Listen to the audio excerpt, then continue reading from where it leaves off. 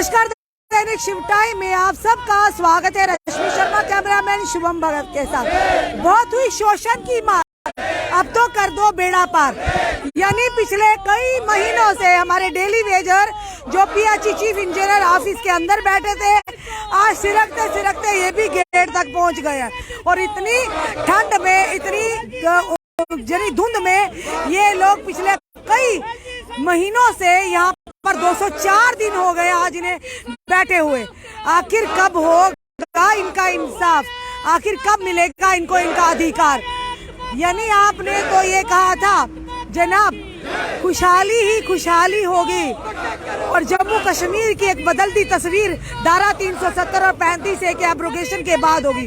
तस्वीर ये हुई कि हर कोई सड़कों पर है, लगातार टारगेट किलिंग का सिलसिला जारी है, मासूमों की जान जा रही है, लोगों को नौकरी मिलना तो दूर, जो अप्लाई करते हैं उसमें घोटाले निकल कर आते हैं, और जिनको मिली हुई है उन्हें भी सिर नहीं है, उनकी भी पक्की नहीं है।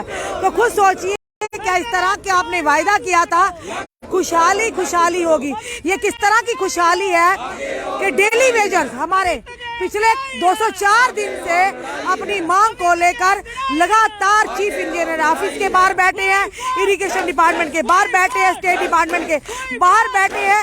और एक दिन जब पानी बंद हुआ था कंपनी बाग में, तो डिवकॉम सब हिलकर सामने आ गए थे कि आप ये बंद कीजिए, आपका मसला हल हो। उसके बाद ये डिवकॉम ऑफिस के बाहर भी गए, पर अफसोस की बात है आज भी ये यहाँ पर थे वहीं पे। रविवंश जी, आप कंपनी बाग से लेकर डिवकॉम तक की बात करें तो क्या कहेंगे? आज भी आप लोग यही कहेंगे कि शोषण ही शोषण हो रहा है, तो कमेटियां भी बनाई, सब कुछ हुआ, पर आप लोगों की तो समस्या हल नहीं हुई, फिर क्या फायदा इन कमेटियों का? मैम, सबसे पहले तो दैनिक शिव टाइम का धन्यवाद, और दूसरा हमारी जो केंद्र में सरकार है जिसके अधीन जम्मू कश्मीर यूटी आती है, हमारे गृह मंत्री अमित शाह जी जब पार्लियामेंट के अंदर बोलते हैं तो वो कहते हैं कि नया जम्मू कश्मीर हम लोग बना रहे हैं।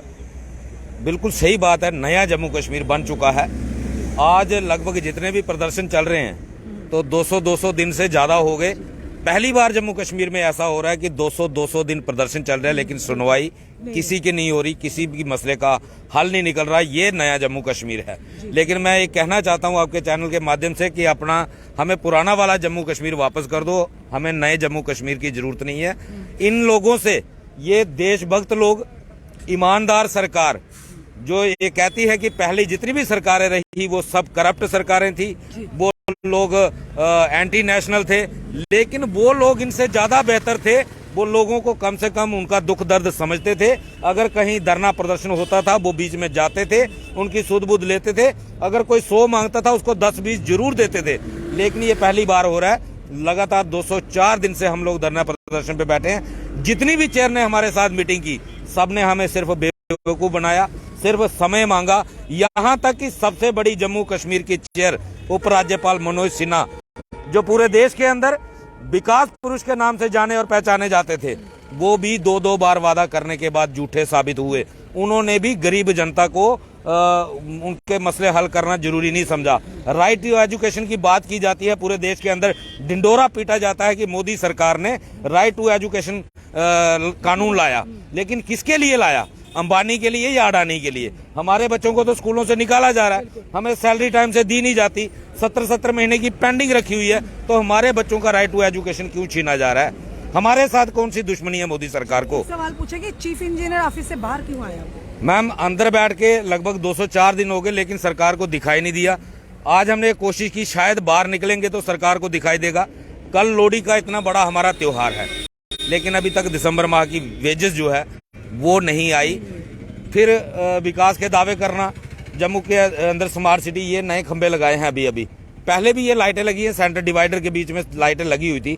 ये नई लाइटें लगाने की जरूरत क्या थी? लेकिन सिर्फ यहाँ से ये लाइटें लगाने से कमीशन मिलता है, डेली वेजर को वेजेस देने से कमीशन किसी को मिलेगा नहीं। स्मार्ट सिटी के तहत ये सब लग रहा है, तो स्मार्ट सिटी में हो क्या रहा है भाई? जहाँ पर स्मार्ट सिटी के बैनर तले ही तो ये लोग प्रदर्शन कर रहे हैं। बिल्कुल, इसीलिए बाहर निकले हैं कि शायद ये लाइटें लगाई हैं इन्होंने, तो इनको कम दिखाई देता होगा, इसलिए इन्होंने लाइटें लगाई थी। तो आज शायद इन लाइटों की रोशनी में इनको दिखाई दे जाए कि 204 दिन से ये लोग मांग कर रहे हैं। बैठक थी जिसमें जम्मू कश्मीर के मुद्दों को वहां पर डिस्कस किया जाना था और मुद्दे रखे भी, पर वहां से दिल्ली से अमित शाह देश के गृह मंत्री ने फटकार लगाई कि जाकर एलजी से अपने मुद्दे रखिए यहाँ के नेताओं को। मैम, अगर तो बीजेपी वालों को वहां से फटकार पड़ी है तो मेरा एक ही आह्वान है बीजेपी वालों को, आ जाओ रोड के ऊपर। अमित शाह कोई जम्मू का मालिक नहीं है, वो जम्मू का मालिक नहीं है। आप लोग जम्मू के रहने वाले हो, आपको जनता को सामना करना है, आपको सड़कों पे जनता के साथ होना चाहिए। छोड़ दो गुलामी। में कई बार कह चुका उनको कि 2 गुजरातियों के आगे इन लोगों ने सरेंडर कर दिया। अगर उन्होंने इनको फटकार लगाई है, इनको जनता के साथ खड़े हो जाना चाहिए। छोड़ दें ये पार्टी। अगर ये लोग जनता के हित में आएंगे, पार्टियां नई भी खड़ी हो सकती हैं। मेरा यही आह्वान है इनसे कि जनता के मुद्दों को लेकर सड़कों पे आ जाओ। 2014 से पहले भी आप लोग लगातार सड़कों पे रहते थे। अगर कहीं छोटा सा भी इंसिडेंट होता था, सबसे पहले टायर जलाती थी भारतीय जनता पार्टी। आज वो भारतीय जनता पार्टी जो लाल कृष्ण आडवाणी और वाजपेयी की जनता पार्टी होती थी, जो लोगों के लिए लड़ती थी, लेकिन आज मोदी और शाह की गुलाम जनता भारतीय जनता पार्टी बन चुकी है। इसीलिए लोगों को सड़कों पर उतरना पड़ रहा है, लेकिन किसी की सुनवाई नहीं हो रही। इन लोगों ने सरेंडर कर दिया, जिस वजह से आम जनता भुगतान कर रही है। हम यही कहेंगे कि अगर आपकी सुनवाई नहीं है तो सड़कों पे आ जाओ। हमारा खुला आह्वान है आपको, हम आपके साथ हैं, लेकिन आपको एक साइड पे खड़े होना पड़ेगा। ये दोगली नीति नहीं चलेगी। जनता जब इलेक्शन आएगी, इसी जनता का सामना करना है। वहां ना मोदी सामना करने आएगा, ना अमित शाह आएगा। इन्हीं लोकल लीडरशिप को सामना करना पड़ेगा। कमेटी बनाई गई, आपके कमेटी मेंबरान से आपकी बात हुई? पहले हुई थी। दिल्ली से आने के बाद हमारी किसी से बात नहीं हुई, ना हमने फोन किया, ना उनकी तरफ से कोई फोन आया। हमारी तरफ से कोई कम्युनिकेट नहीं हुआ, ना उनकी तरफ से कोई। चल क्या रहा कमेटी में, आपने पूछा? हमने कम्युनिकेट किया तो पूछा नहीं, हमने वो भी कम्युनिकेट नहीं किया, क्योंकि जो संघर्ष पे होता है वो कम्युनिकेट करता नहीं है। अगर वो सामने से फोन आए, हम फोन जरूर उठाते हैं, लेकिन कमेटी की में जो किया हम उन पे कोई उंगली नहीं उठाते। लेकिन जो टॉप लीडरशिप है बीजेपी की, कमेटी ने अपना रोल काफ़ी हद तक अच्छा किया। काफ़ी कड़ियाँ उन्होंने और प्रोइयाँ इकट्ठी की हैं और बीजेपी के लीडर्स को कन्विंस भी किया। और कुछ हमने भी मीडिया के थ्रू कन्विंस किया उनको कि आप हमें ये कहते हो कि, या आपको ब्यूरोक्रेट ये कहते हैं, या एलजी साहब ये कहते हैं, ये लोग ऐसे लगे। कई कैबिनेट ऑर्डर दिए हमने, 3 कैबिनेट सब कमेटियों ने क्लियर किया। उसके बाद 1800 के करीब जल जीवन मिशन में, ये एलजी साहब की तरफ से जो जल जीवन मिशन का लॉन्च किया जम्मू कश्मीर में, जो माननीय प्रधानमंत्री जी का पूरे देश में एक ड्रीम प्रोजेक्ट है कि हर घर नल से जल। बिल्कुल। आप बताइए, जम्मू कश्मीर की छोड़ो, जम्मू प्रोविंस में 1800 के करीब स्कीम लगी। स्कीम जिसको कह लो, स्टेशन ट्यूबवेल नया बन गया, या कहीं पे ग्रेविटी से पानी आ रहा है, कहीं लिफ्ट से आ रहा है, तो वही सारे उनको स्कीम कहा जाता है, पीएचई की भाषा में, जल शक्ति की भाषा में। तो हम उसको सिंपल भाषा में ट्यूबवेल कहते हैं। वो बने, उनके लिए मेन कंपोनेंट कितना रखा गया, ये बाकियों में ब्लेम करते हैं कि पिछली सरकार ने मेन कंपोनेंट रखा नहीं। भाई अगर रिक्रूटमेंट रूल कोई नहीं है, पहले भी रूल कोई नहीं था, अब इन्होंने स्कीम अभी भी रूल कोई निकाला नहीं। लोगों वो 1800 स्कीम चलाएगा कौन? एक आदमी इन्होंने भर्ती नहीं किया, वो भी हमारा डेली वेज कैजुअल चला रहे। इसी की तरफ मैं आ रही हूँ कि जब भी हम इनके नेताओं से सवाल पूछते, भाजपा के कहते पुरानी सरकारों की देन है, पुरानी सरकारों ने ये किया, या अब्दुल्ला फैमिली ने ये किया, मुफ्ती फैमिली ने ये किया। हम आज आपके माध्यम से सवाल पूछ रहे हैं, आपने क्या किया, भाजपा ने क्या किया? बिल्कुल, हम अगर 2014 में इन्होंने हमें अपने पीछे लगाया, और हमारी तब भी ये डिमांड थी SRO 64 दो। इन्होंने PDP और कोalition सरकार ने, बीजेपी ने एक लूला लंगड़ा SRO लाया, SRO 520। जब उसके लिए हम बार बार हर एक मिनिस्टर से मिले, डिप्टी CM निर्मल सिंह जी तब वो चेयरमैन थे उस कमेटी के, हमने उनको कहा ये क्या हमारे लिए?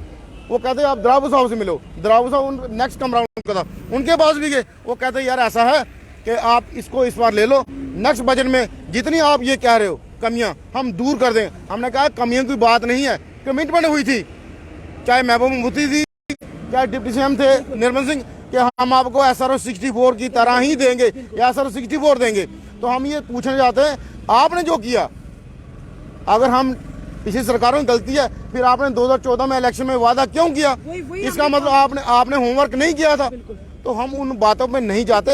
हम ये कहते हैं कि आप इतना काम हमें कर दो, इतना एलजी साहब से कह के हमारा 72 में पेंडिंग, और हमारा जो PF है 20-25 साल का वो दो। बीजेपी चलाइए PH का सिस्टम, ब्यूरोक्रेट चलाएं, एलजी साहब चलाए, कोई चलाए, हम क्यों बदल मजदूरी बर्दाश्त करें? हमारे बच्चे ये क्यों लोगों से कलवाएं? ये डेली वेज का बच्चा है, हमें भेजे इन्हांस नहीं चाहिए, हमें रेगुलर पॉलिसी चाहिए वेज इनहांस के नाम पे, मिनिमम वेज के नाम पे आप 50,000 दोगे, हमें मंजूर नहीं है।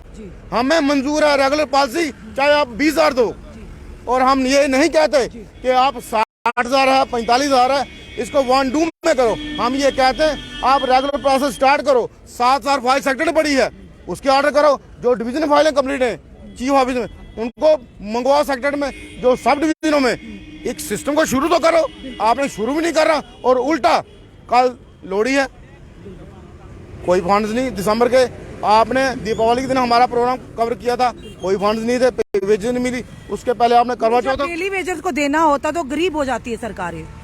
बिल्कुल। तब ये कहा जाता है कि आपके पैसों से फंड्स की प्रॉब्लम है। अगर प्रधानमंत्री साहब 24 अप्रैल को 20-22 हजार करोड़ प्रोजेक्ट जम्मू कश्मीर में 5 अगस्त 2019 के बाद लॉन्च कर सकते हैं, तो 1,000 करोड़ का प्रोजेक्ट क्या ये डेली वेजरों को नहीं हो सकता?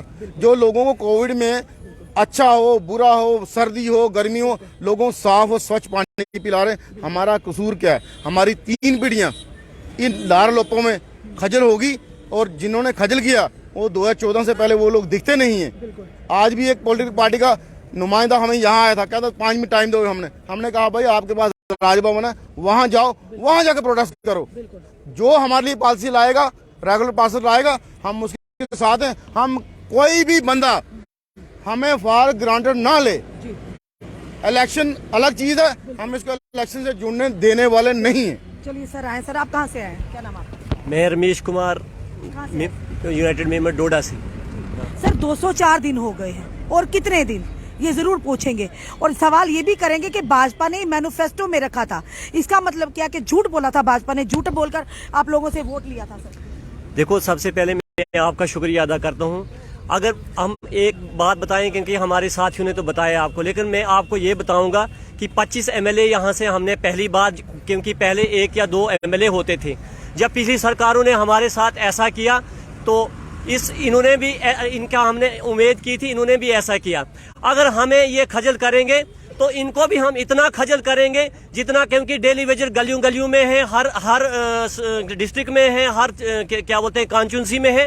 लेकिन हम इनको भी नहीं छोड़ेंगे। हम आपके मतलब मीडिया के आपके होते हुए हम ये बता रहे हैं कि एलजी साहब ने भी बार बार वादे किए। हमारे जो ये क्या बोलते हैं यूनाइटेड फ्रंट के साथी जो हमारे हैं, उन्होंने भी बार बार, वो भी अपने वादों पे पूरे उतर नहीं रहे हैं। क्योंकि सबसे बड़ी स्टेट में हमारी जो कुर्सी यूटी में कुर्सी है वो एलजी साहब की, उन्होंने भी बार बार इनके साथ हमारे साथ वादे किए, वो भी पूरे नहीं किए। लेकिन मैं बीजेपी वालों जो यहाँ से जाके दिल्ली में गए, वो वहाँ से मतलब इनकी आपस में नहीं हो रही है। चीफ सेक्रेटरी साहब कुछ बोलते हैं, एलजी साहब कुछ बोलते हैं, और जो हमारे एलजी साहब हैं ये कुछ बताते हैं, रैना साहब कुछ बताते हैं। लेकिन हम ये बताएंगे कि अगर आगे इलेक्शन होते हैं तो दिल्ली से या कहीं से भी वो वोट लेने नहीं आने हैं, वोट हमारे लोगों ने देने हैं। लेकिन हम भी खजल हैं, लेकिन इनको भी खजल करके छोड़ेंगे। साफ तौर पर आह्वान है इनका कि अगर हम खजल हुए तो हम भी आने वाले समय भाजपा को खजल करेंगे। सर क्या कहेंगे, 204 दिन हो गए लगातार, कल लोहड़ी का त्योहार है, नया साल गया, दिवाली गई,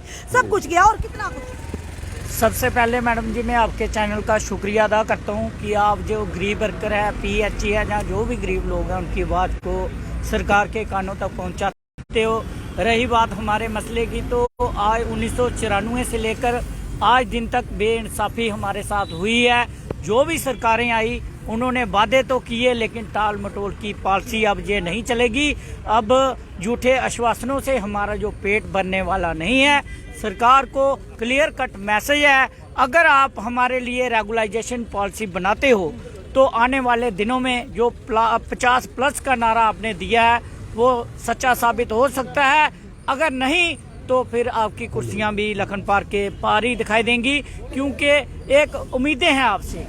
इन जो लोग आज जहां धरने प्रदर्शन पर बैठे हैं, उनकी उम्मीदें हैं जब इलेक्शन हो जाएगी उसके बाद फिर 5-7 साल इंतजार करना है। तो वोट बैंक की राजनीति अब ये वर्कर समझ चुका है। और जो 28 तारीख की कॉल हमने पीएचई एम्प्लॉय यूनाइटेड फ्रंट ने सेक्रेटरीट ग्राफ की दी है, उसमें जो लोग हमारी बात को सुन रहे हैं, देख रहे हैं, जो डेली वेजर, उनसे भी हमारी ये पुरजोर अपील है कि घरों से बाहर निकलिए।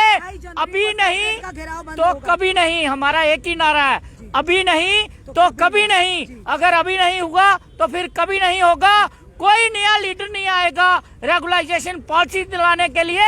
इलेक्शन का बिगुल बजने वाला है। अभी इन्होंने मीडिया में देखा होगा, आ रहा है जी अप्रैल में, मई में इलेक्शन हो सकती है। तो इलेक्शन से पहले अगर हमारा काम हो जाता है तो ठीक है, अगर नहीं होता है तो फिर वक्त आने दे बता देंगे तुझे आसमां, हम अभी से क्या बताएं क्या हमारे दिल में है। इसलिए एलजी साहब से और केंद्र में प्रधानमंत्री जो हमारे नरेंद्र भाई मोदी जी बैठे हैं, उनसे हमारी पुरजोर अपील है। अमित शाह जी से, जो हमारे माननीय गृह मंत्री जी हैं, कि हमारे जो डेली वेजर हैं 70,000 60,000 जितने भी हैं, जो ये तो 61,000 थे 2014 में जो सब कमेटी बनी है, उसमें 61,000 कैजुअल लेबर को अप्रूवल दिया है। बार बार जब समय होता है, जब काम लेना होता है, जब कोरोना काल में भी हमारे डेली वेजर काम करते हैं, लोगों को पानी पिलाया है। इसलिए पुरजोर यही अपील है कि हमारे सब्र का इम्तिहान मत लीजिए। हमें अपने परिवार का, बच्चों का, माता पिता जी का गुजारा पालन पोषण करना मुश्किल हो रहा है, इसलिए हम रोडों पर बैठे हैं। लिहाजा जल्दी से जल्दी हमारा मसला हल किया जाए। जय हिंद। धन्यवाद। धन्यवाद। साफ तौर पर डेली वेजर का आह्वान है, 28 तारीख को होगा सेक्रेटरीट का, सिविल सेक्रेटरीट का घेराव। और साथ ही साथ इन्होंने साफ तौर पर कह दिया है कि जो भाजपा 50+ का लक्ष्य लेकर चल रही है, अगर इलेक्शन से पहले 61,000 डेली वेजर्स का मसला हल नहीं हुआ तो भाजपा लखनपुर के पार जाएगी बिना 50+ का लक्ष्य पूरे किए गए, क्योंकि लगातार इनका कई सालों से शोषण होता आ रहा है। भाजपा ये कहती है पुरानी सरकारों की पाप की घंटी है, पुरानी सरकारों का किया धरा है जो आज हमारे गले मर दिया गया है। पर सवाल बड़ा ये है कि 2014 में भाजपा ने अपने मैनिफेस्टो में क्यों रखा था कि अगर केंद्र में सरकार आएगी तो सबसे पहले डेली वेजर्स के मसले को हल किया जाएगा। क्या वो झूठा मैनिफेस्टो था या आपने वोट बैंक की राजनीति डेली वेजर्स के साथ भी खेली? आखिर क्या कहना चाहेंगे इस समय? और एक महिला भी आई है, चलिए इनसे भी जानते हैं आज ये क्या कहना चाहे। मैडम ब्रीफ में कहिएगा, क्योंकि क्या कर आप भी थक गए, हम भी नहीं सुना कर थके, क्या कहेंगे आप? मैम क्या करना, इतने दिन हो गया बैठे हुए, कोई सुनवाई नहीं हो रही है हमारी। जीएलजी गवर्नमेंट पता नहीं कहाँ बैठी है, इनको ना तो कुछ सुनाई देता है ना कुछ दिखाई दे रहा है। कितने दिन से बैठे हुए हैं, कोई हमारी पूछताछ नहीं कर रहा है, क्या कर रहे हैं क्या नहीं कर रहे हैं, कैसे हमारा गुजारा चले। मैम आपकी जब इलेक्शन होंगे, हाँ मैम, फिर तो हमारी बड़ी होगी, फिर तो हमारे पीछे पीछे ये लोग आएंगे। लेकिन अब हम भी सोच के बैठे हुए हैं, फिर देखते हैं। चलिए जनाब, इलेक्शन एक ऐसा है कि अब वोट की पावर को आम जनता समझ चुकी है और अब वोट की चोट होगी। जो इनके लिए SRO 64 के तहत पॉलिसी लेकर आएगा वही उनके सर पर जीत का जो सहरा वो बांधेंगे। अन्यथा जहां पर पहली सरकारों ने अगर गलत किया, शोषण किया, आज उनका नामों निशान नहीं। तो खुद सोचिए, अगर आने वाले समय में इन लोगों ने अगर ये निश्चय कर लिया कि अगर पॉलिसी नहीं, घर वापसी नहीं, अभी नहीं तो कभी नहीं, फिर क्यों कहा जाता है कि भाजपा के कार्यकाल में ही इनका भला होगा? फिर अगर भला होता तो 2014 से आज तक ये लोग यहाँ पर सड़कों पर क्यों हैं? क्यों उनका शोषण किया जा रहा है? चलिए देखते हैं जनाब, इलेक्शन का बिगुल किसी समय भी बच सकता है। क्या लगता है उससे पहले जो कमेटी का गठन किया गया, वो कमेटी जब रिपोर्ट सबमिट कराएगी और कितनी जल्दी उस कमेटी के माध्यम से इन तक खुशखबरी आएगी? हम तो उम्मीद करते हैं जनाब जल्द से जल्द इन तक खुशखबरी आए। काफी हो गया इनका शोषण। अपने कमेंट, अपने सुझाव हमें जरूर दीजिए। इस वीडियो को जितना सके शेयर कीजिए। जुड़े ऐसे हमारे साथ अगले अपडेट के लिए। जय हिंद।